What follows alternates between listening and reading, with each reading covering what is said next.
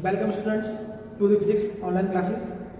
Students, today we will discuss a chapter flow of liquid means द्रवों का प्रवाह कि जो हमारे लिक्विड होते हैं वो किस तरह से फ्लो करते हैं, उनकी फ्लूइडिटी कैसी होती है। तो इसके लिए पहले बात करते हैं अपने आदर्श द्रव के बारे में।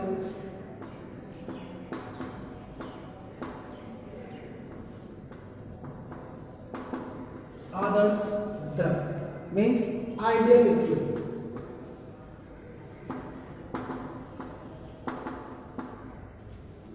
मीन्स ऐसा द्रव जिसकी शून्य संपीडता और शून्य श्यानता होती है, क्या कहलाता है? आदर्श द्रव कहलाता है। यानी कि an ideal liquid is non viscous and incompressible. In behavior, it is not possible that any body is behave like as a ideal liquid. अगर हम व्यवहार में अगर ऐसे द्रव की कल्पना करते हैं तो ये पॉसिबल नहीं है कि ऐसा व्यवहार में कोई द्रव है ही नहीं। यदि हम द्रव को पानी पर को भी दबाते हैं तो उसके आयतन में भी 0.00048 का डिफरेंस आता है। इसका मतलब कोई भी द्रव आदर्श द्रव नहीं है, हम केवल उसकी कल्पना कर सकते हैं। आई बात की थी हमने शून्य संपीडता की।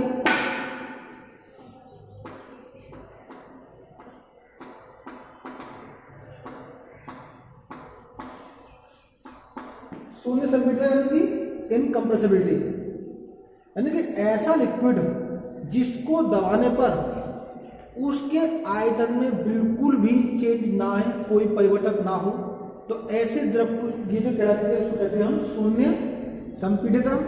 और दूसरा आता है शून्य श्यानता। अब शून्य श्यानता क्या होती है कि जब कोई लिक्विड फ्लो हो रहा है तो वो लेयर्स के रूप में फ्लो होता है, यानी कि परतों के रूप में फ्लो होता है। जब ये बह रहा है तो इसकी परतों के बीच एक आपेक्षिक गति भी होती है।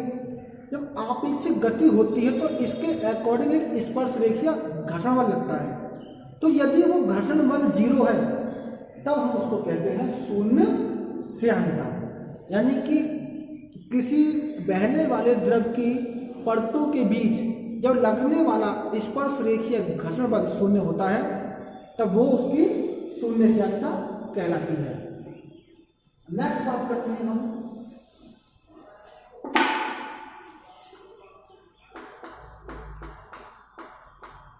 धारा रेखी प्रवाह, यानी कि स्ट्रीमलाइन फ्लो।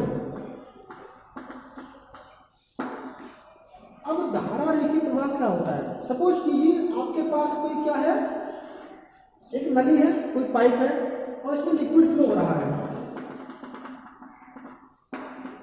अब मैंने यहां पर एक पॉइंट लिया और इस पॉइंट से होकर जितने पॉइंट जाए वो क्या है, एक सीध में जाए, तो मुझे क्या मिलता है? एक लाइन मिलती है, एक स्ट्रेट लाइन मिलती है जिसको हम रेखीय पाथ कहते हैं। तब हम कहते हैं जब कोई द्रव इस प्रकार बहता है कि किसी बिंदु से होकर उसके सभी पॉइंट वहां से निकलते हैं, कि सभी कण उस बिंदु से होकर निकलते हैं, तो ये जो रास्ता है आपका इसको कहते हैं हम धारा रेखी पथ। और ये फ्लो कहलाता है आपका धारा रेखीय प्रवाह। एक बार फिर से रिपीट कर रहा हूं मैं कि जब कोई द्रव इस प्रकार बहता है कि उसके सभी कण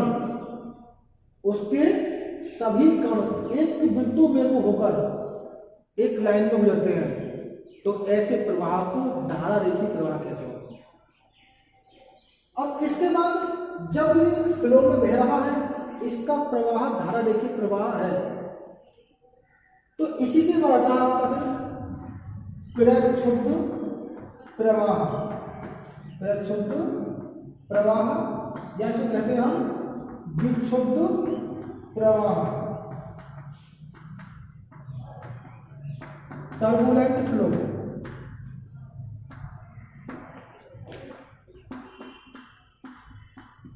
अब टर्बुलेंट फ्लो क्या होता है?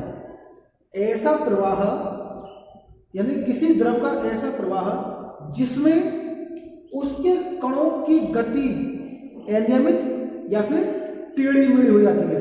अगर फ्लो हो रहा है, ये इस तरह से मुड़ रहे हैं, ये इस तरह से जा रहे हैं, इस तरह से मुड़ रहे हैं, ठीक है, तो ये फ्लो कैसे कहलाएगा आपका? प्रक्षुब्ध प्रवाह कहलाएगा, फिर विक्षुब्ध प्रवाह कहलाता है। ठीक है, तो ये हुआ आपका विक्षुब्ध प्रवाह यानी टर्बुलेंट फोर्स, टर्बुलेंट फ्लो।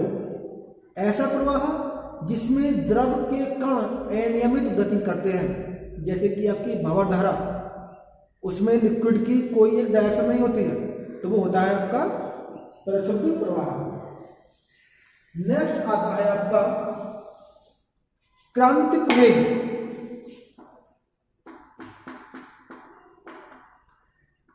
क्रांतिक वेग।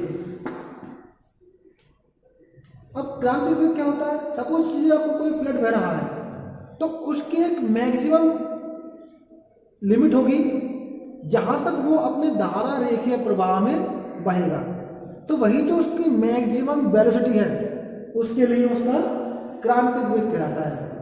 तो इसको इंग्लिश में कहते हैं क्रिटिकल वेलोसिटी।